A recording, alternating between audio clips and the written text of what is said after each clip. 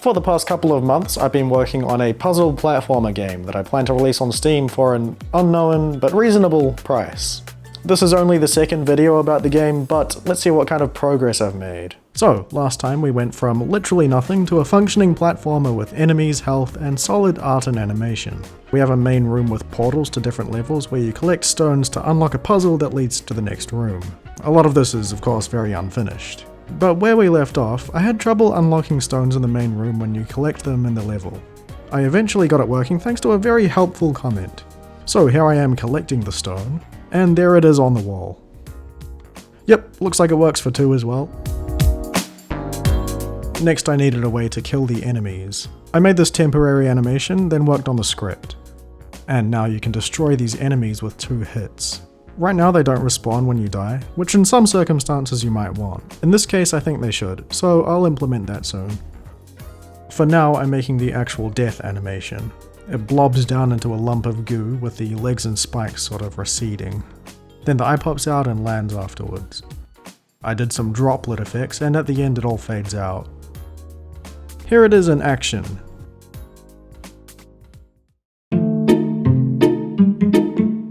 Next I made this wooden pole thing that's going to block your path, and this is the beginning of the first actual puzzle elements of this game. So I drew a red button covered in rocks that'll hopefully fit with the environment, with an on and off mode. After it was nice and pretty, I made it into a few different colours.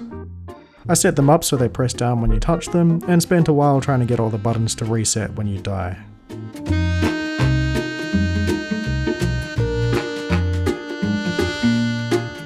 I managed to get that working, so when you respawn, all the buttons will be up no matter what.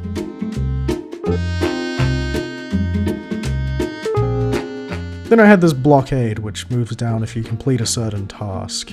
The puzzles are going to be very simple at the start, but I don't want to give anything away. Eventually I solved enemy respawning, so now you can kill it, then die, and it'll be back to where it was.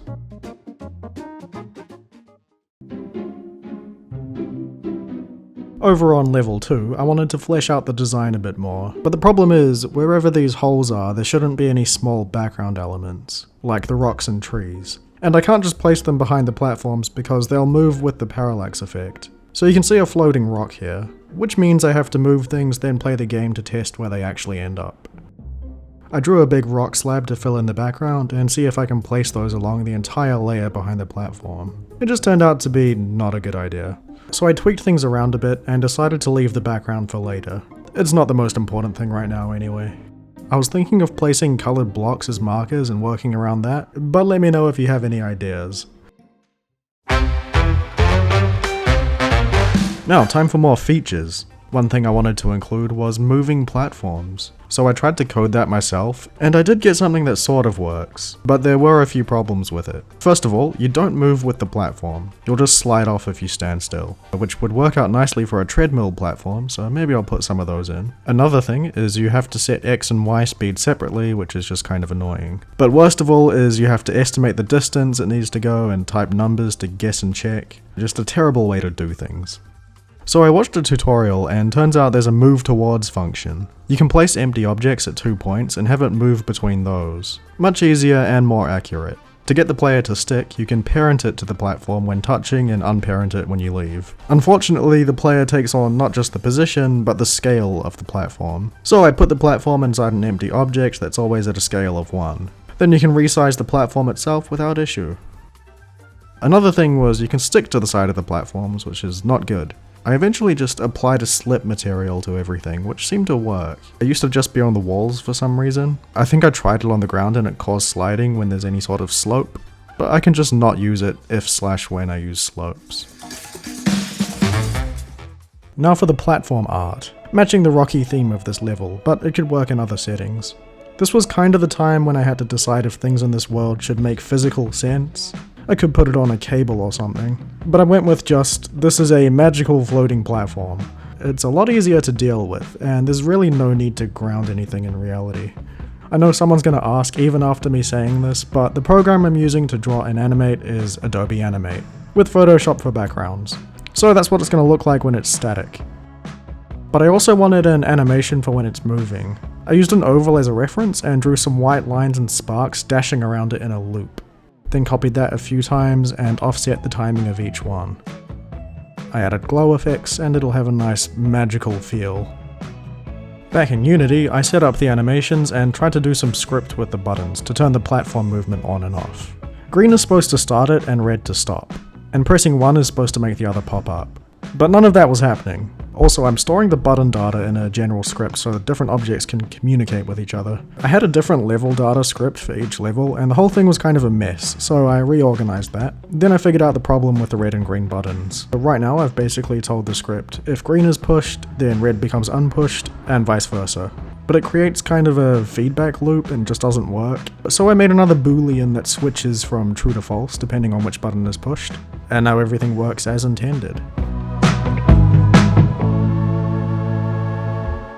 I mentioned earlier this pole that blocks your path and shoots down when you complete tasks. It's a bit boring if it just slides away, so I animated a dust cloud at the bottom. Then I made another type of barricade for level 2. Well, it's the same type, just a wall that moves out of the way. But it's a big rock. I was getting a hang of the style, because I think this and the moving platform look better than the rest of the platform design. Maybe I'll update those. Then I did a bunch of coding and setup. Again, don't really want to give anything away, although the puzzles for the first 2 levels are really easy, for now at least. That brings us to level 3. Firstly, I blocked out the bare bones of the level. Then I made the ground art, which is another rocky situation, but it's brown this time. A bit desert-like. But the bigger feature of this level is it's going to have big sections of bridge. I made a simple placeholder bridge tile, then went into Unity to start designing the level and see if this bridge idea looked okay. The sky is still the same as level 2, so I went into Photoshop to draw a new one. This one's going to be a big vibrant sunset. I brushed in this gradient that goes from almost white to orange to purple, then painted some clouds, gave them shadows, and finished off the colours. I also got a start on the background by drawing a couple of mountains or land formations. With all that in place, it's a decent start to the new level.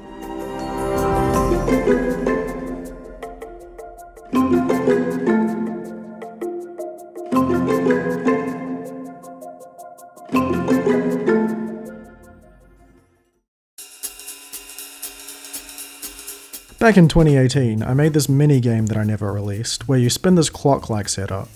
The piece at the top and the piece at that number's position are highlighted.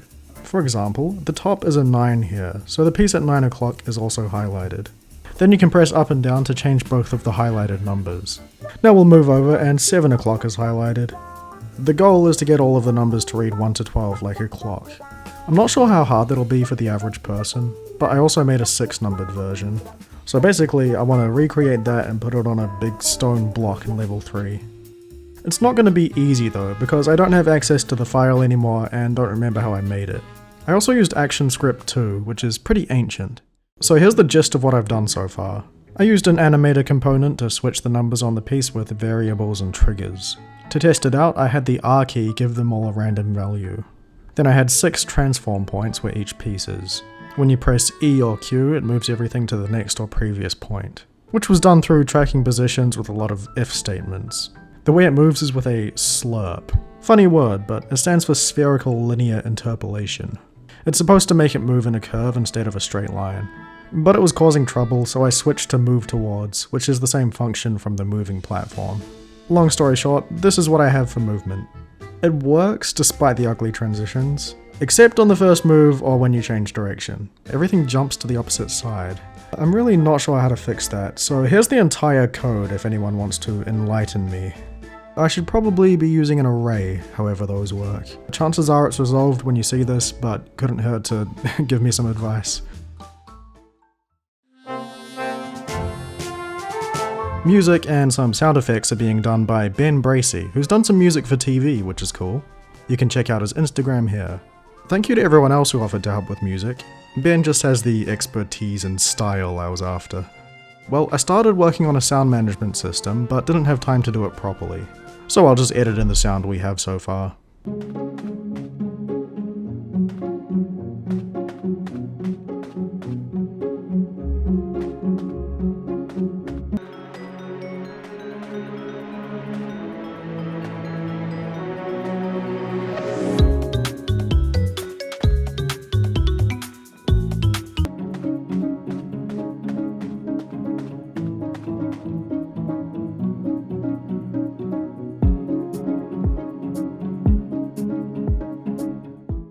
And that's it for this video. A lot to work on, so hopefully I'll finish everything I started and have some new features for the next one. Anyway, thanks for watching, and I'll see you soon.